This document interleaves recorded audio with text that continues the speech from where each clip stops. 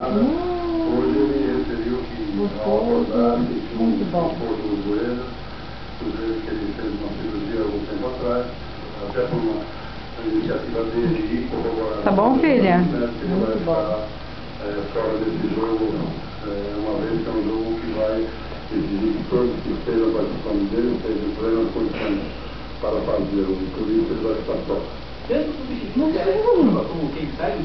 Come, filha. Come aquele. Ah, quer outro? O Paulo César Carpegiani mandou um treino secreto nesta sexta-feira. Ele vai levar o mistério até a hora da partida. Faz mal mesmo. Deixou aberta a possibilidade de mudar o esquema.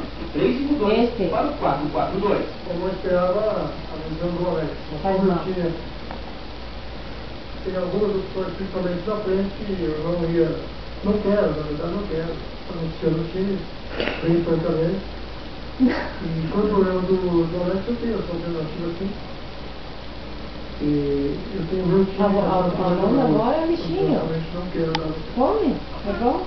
Bom, vamos pro site. O Lucas entrou na polêmica e disse que o Valdívia não desrespeitou o adversário.